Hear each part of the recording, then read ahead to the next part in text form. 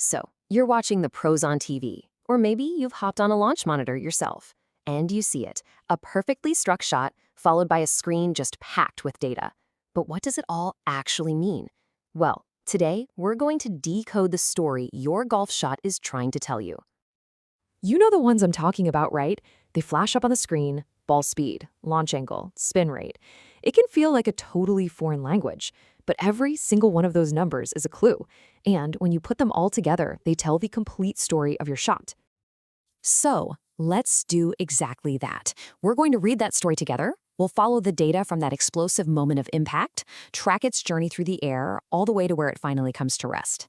By the end of this, you're going to understand exactly what happened and, more importantly, why. All right, so where does our story begin? Well, for a golf shot, it all starts in one place: the engine room. This first part is all about generating pure, raw speed. And the very first number you've got to get your head around is club speed. You can think of this as the raw horsepower of your swing. It's the absolute potential for distance that you're bringing to the golf ball. And here's why that horsepower is so important. The math is pretty simple and direct.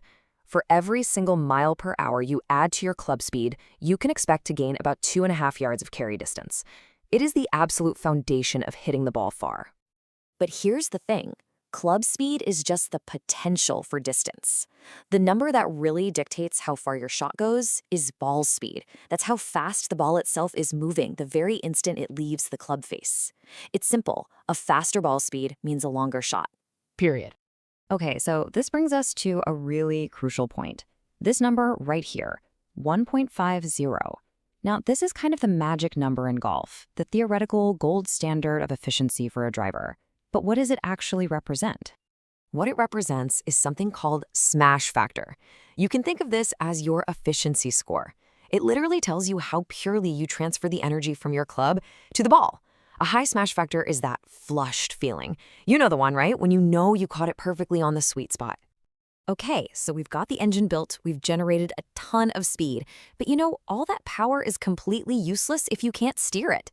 This next chapter is all about the control center. What's happening in those few milliseconds of impact that directs all that power? And really, it all boils down to just two things. First, your face angle, which is simply where the club face is pointing at impact.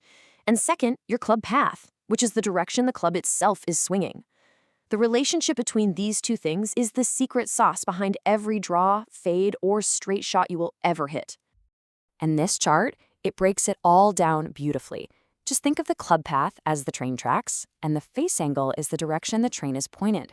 If the face is pointed to the left of those tracks, the ball is going to curve left. That's your draw. If it's pointed to the right, you get a fade. Mastering this relationship is truly the key to shaping your shots whenever you want. All right, so the ball is officially in the air. It's got speed, it's got a direction. Now the next part of our story is its journey through the air, its flight plan. And first up on that flight plan is launch angle. This is the vertical angle the ball takes off at.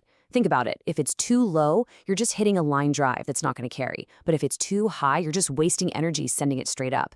Nailing this angle is the very first step to maximizing your carry distance. All right, next up, spin. This is just the amount of backspin on the ball, and we measure it in revolutions per minute, or RPM. Spin is actually what gives the ball lift. It helps it hang in the air. But, and this is a big but, there is absolutely such a thing as too much spin. And this right here is exactly what that looks like. You see, with the driver, way too much spin makes the ball balloon up into the air. It climbs really steeply, but then it just falls out of the sky, absolutely killing your distance. Finding that perfect sweet spot for spin is a total game changer. So, when you put launch and spin together, what do you get? You get the apex or the peak height of your shot. The goal isn't just height for height's sake, but a powerful trajectory that flies through the air, not a weak one that just pops up. The right kind of height means more carry. Simple as that. Okay, so our ball has hit its peak and it's on its way back down to earth. This is the final chapter of the story, the landing. Because how the ball arrives can totally change the result of the shot. Just look at the difference here, it's night and day. A wedge shot, with all that spin, comes down at a really steep angle. That's what allows it to hit the green and stop on a dime. But a driver, it's designed to come in much shallower, which helps it roll forward for maximum total distance. And finally, we've got to talk about dispersion. This is your shot pattern, basically the grouping of where all your shots end up. See, it's not about that one perfect shot. It's about how consistent you are. A tight dispersion means that even your misses are still in play. And let's be honest, that is the real secret to shooting lower scores. So there you have it. We followed the journey of a golf ball from the engine room of impact through its flight all the way to its final resting spot. Now let's tie this all together into a really simple data-driven game plan. So here's the cheat sheet, the whole story of your golf shot in a nutshell. Your speed is the engine that creates distance. Your face and path are the steering wheel. Launch and spin design the flight plan. The descent angle sticks the landing. And finally, dispersion shows just how consistent you are. That's the whole journey, from start to finish. And that's the whole point of all this. This isn't just about cool numbers on a screen.